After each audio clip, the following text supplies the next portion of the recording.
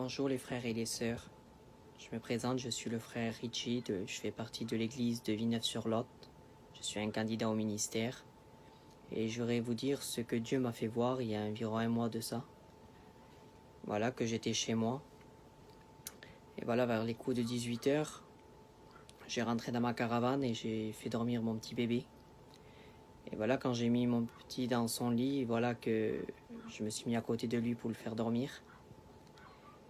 Et là, sans être fatigué, rien du tout, mes yeux sont fermés.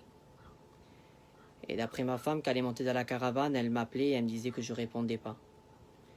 Et là, quand mes yeux sont fermés, aussitôt je les ai rouverts. Je me suis vu apparaître d'un grand chemin blanc. Et de chaque côté, il y avait des fleurs de toutes les couleurs. Et ce chemin blanc, il montait très haut. Et j'ai monté ce chemin. Et j'ai monté jusqu'en haut de ce chemin.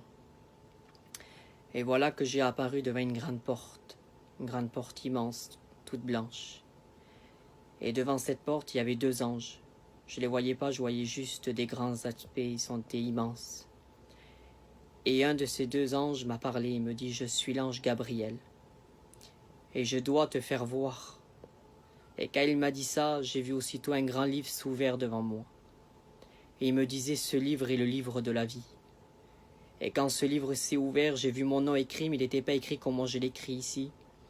Et il me disait « Ton nom, il est caché derrière une pierre que tu découvriras bientôt. » Et quand il m'a dit ça, il me dit « Il a le pouvoir d'effacer, mais il a le pouvoir de réécrire à celui qui demande pardon. » Et quand il m'a dit ça, il me dit « Rentre maintenant, mon serviteur. » Et là, quand il m'a dit ça, cette porte s'est ouverte et j'ai rentré à l'intérieur.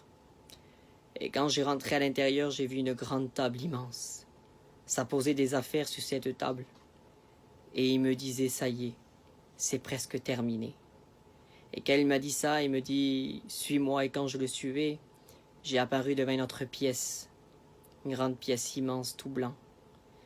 Et là, j'ai vu mon oncle qui nous a quittés il y a un mois. Et là, j'ai vu mon oncle, il était allongé, il dormait. Sur sa tête, il avait une couronne. Et il me disait, ça y est, et il a eu la victoire, et il a obtenu la couronne de vie. Dans peu de temps, ils ressusciteront. Et quand il m'a dit ça, il me dit, maintenant, suis-moi. Et quand j'ai suivi, j'ai été dans notre lieu. Et quand j'étais dans ce lieu, ça faisait encore plus haut, plus haut, plus haut dans les hauteurs. Il y avait une lumière qui les éclairait.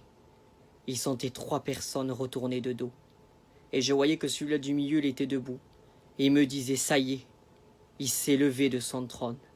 Et quand il m'a dit ça, j'ai vu qu'en face de lui, il y avait une rangée de chaque côté.